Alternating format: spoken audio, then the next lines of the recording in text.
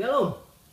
Saat ini saya mau share tentang satu istilah Yunani, yaitu oikonomia, yang tertulis di dalam 1 Timotius 1 ayat 4. Saya akan bacakan untuk kita semua versi ILT. Ataupun menaruh perhatian pada mitos-mitos dan silsilah-silsilah yang tiada akhirnya, yang lebih banyak menimbulkan perdebatan daripada penata layanan Elohim yang ada dalam iman. Istilah penata layanan ini diterjemahkan dari istilah Yunani yang tadi, oikonomia. Oikonomia itu berasal dari dua akar kata, yaitu oikos dan nomos. Oikos artinya rumah atau kerumah tanggaan, dan nomos itu berarti penyaluran hukum-hukum, berkat-berkat, dan aturan-aturan. Jika kedua kata ini digabungkan, maka oikonomia itu berarti bahwa pengelolaan kerumah tanggaan atau penata layanan rumah tangga atau manajemen, dispensasi, administrasi, itu bisa juga. Tetapi di sini dikatakan penata layanan Elohim, artinya oikonomia yang mau saya share hari ini itu adalah penata layanan kerumah tanggaan Elohim. Karena Elohim itu memiliki rumah tangga. Banyak orang mau mencoba menjelaskan Elohim dengan istilah Tritunggal. Tidak salah.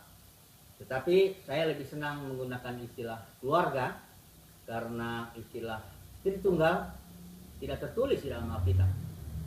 Tetapi istilah keluarga itu dari Kejadian sampai Wahyu ada tertulis. Oleh sebab itu, saya coba hari ini share tentang Elohim yang adalah keluarga dan yang juga memiliki penata layanan.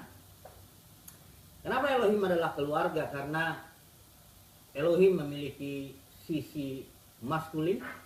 Kalau kita lihat nama Yahweh itu adalah Elohim perang, maskulin. Tetapi ada juga sisi femininnya, di mana dalam Kejadian 1 ayat 2 aja dikatakan roh Elohim melayang. Terjemahan yang lebih tepat itu artinya mengerami, seperti induk ayam yang mengerami, dan ini bersifat feminin. Juga satu nama Elohim itu El Shaddai. Istilah Shad itu berasal dari bahasa Ibrani yang artinya buah dada. Itu berarti bahwa Elohim juga memiliki sisi feminin. Jadi Elohim adalah keluarga yang memiliki penata layanan atau pengelolaan kerumah tanggaannya sendiri. Apakah itu penata layanan Elohim yang adalah keluarga? Penata layanan Elohim itu adalah dari Bapa, di dalam Anak, dan melalui Roh. Apa maksudnya ini?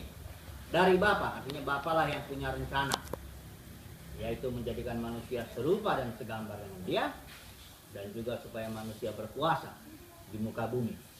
Ini penata layanan Elohim berasal dari Bapa. Tetapi penata layanan Elohim ada di dalam Anak.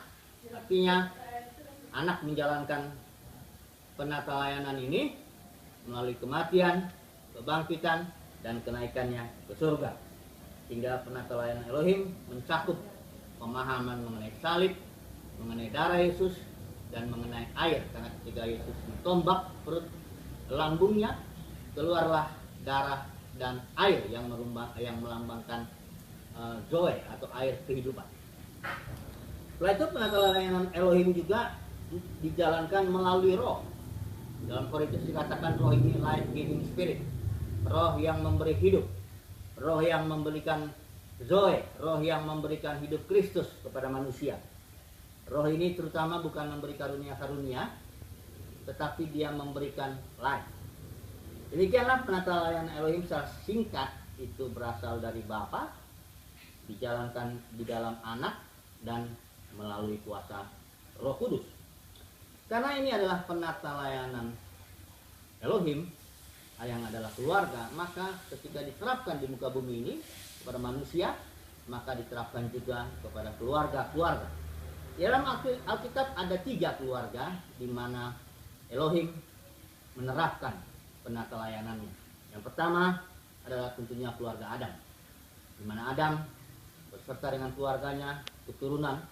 Istilah Toledot dalam bahasa Ibrani bisa keturunan, generasi, bisa juga berarti itu satu keluarga, satu rumah. Maka ketika Adam keluarganya semakin besar, manusia semakin banyak di muka bumi, ternyata manusia itu, keturunan Adam atau keluarga Adam, tidak menjadi serupa dengan Bapa, sehingga Bapa harus menghapuskan keluarga Adam dan menggantikannya, pilih lagi seorang yang namanya Nuh, keluarga Nuh, dengan Sem, Ham, dan Jafet sebagai anaknya. Dan ternyata sayang sekali, Nuh telanjang di dalam kemah, dan Ham melihat ketelanjangan ayahnya dan dia tidak menutupinya seperti Sem dan Jafet, tapi dia malah mempublish, dan akibatnya Ham dikutuk. Dan kita tahu di dalam Kejadian pasal 10, Ham ini memiliki anak yang namanya Kusi, dan Kusi memiliki anak yang namanya Nimrod. Dan dikatakan di sana bahwa Nimrod adalah orang yang mula-mula berkuasa di muka bumi. Istilah berkuasa di situ bukan berarti positif, tapi orang yang mula-mula memberontak atau menentang Elohim. Dia membangun menara Babel untuk mencari nama bagi dirinya sendiri. Dia punya rencana supaya manusia jangan berserak, yang melawan rencana Bapa, karena Bapa ingin manusia berserak memenuhi muka bumi, menaklukkannya. Jadi Nimrod ini seorang yang menentang rencana Bapa, sehingga akhirnya Bapa turun tangan, menghancurkan semua bahasa, sehingga gagallah proyek itu. Maka Tuhan memilih lagi satu keluarga, satu orang, Bapa, yang namanya Abraham.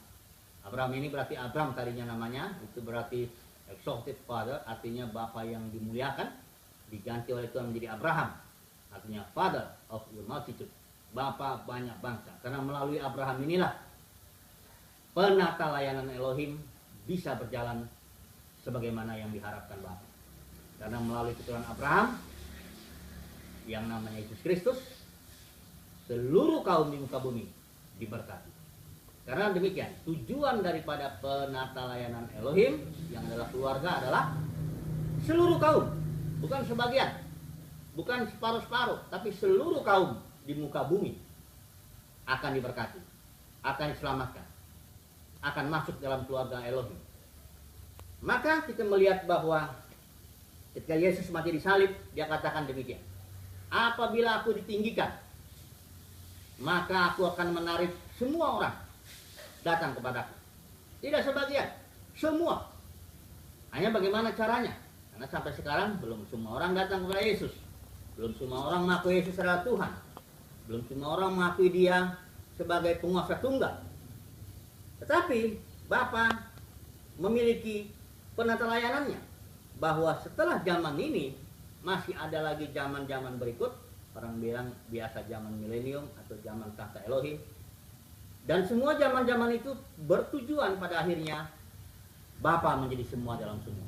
Bukan sebagian dalam sebagian, tapi Bapa semua dalam semua. Karena memang tujuan daripada penata layanan Elohim yang adalah keluarga, tujuannya memberkati seluruh kaum di muka bumi ini. Maka sekarang kalau kita bertanya, sebenarnya sekarang zaman apa? Atau bagaimana Elohim menata zaman ini? Apa yang dimaksudkan di zaman ini? Kalau kita melihat di Alkitab, maka karena gereja sudah jatuh, maka Alkitab menantang, barang siapa menang. Zaman ini adalah zaman di mana Tuhan mengumpulkan para pemenang. Zaman ini adalah zaman di mana Tuhan mengumpulkan buah sulung. Kalau namanya buah sulung berarti masih ada banyak buah-buah berikut. Sekarang Tuhan pilih dulu buah sulung, dan melalui buah sulung inilah maka penata layanan Elohim dijalankan sampai Bapa menjadi semua dalam semua. Jadi keselamatan ini bukan soal pribadi dari sudut pandang tertentu yang sebagian, tidak. Keselamatan harus dipandang dari sudut pandang penata layanan Elohim yang adalah keluarga. Kalau keselamatan dipandang dari satu segi, maka nanti akan lahir pengajaran yang menekankan kedaulatan Elohim. Lahirlah Calvinisme. Maka ada lagi yang menekankan kebebasan manusia, mengikuti Arminius, sehingga tidak lengkap. Sama seperti saya berikan ilustrasi demikian, saudaraku. Ada 4 orang buta melihat gajah, ingin mengetahui gajah itu seperti apa. Yang seorang memegang kakinya dan dia bilang bahwa gajah seperti tiang. Yang seorang memegang ekornya dan mengatakan bahwa gajah seperti tali.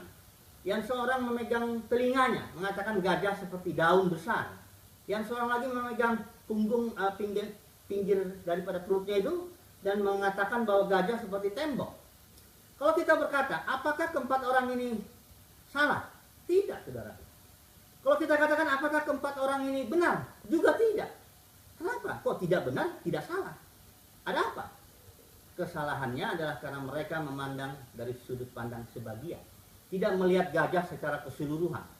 Demikian juga orang kalau melihat keselamatan hanya dari sudut kedaulatan Tuhan atau dari sudut kebebasan manusia, maka menjadi pincang. Dua-duanya tidak salah, tapi dua-duanya juga tidak benar.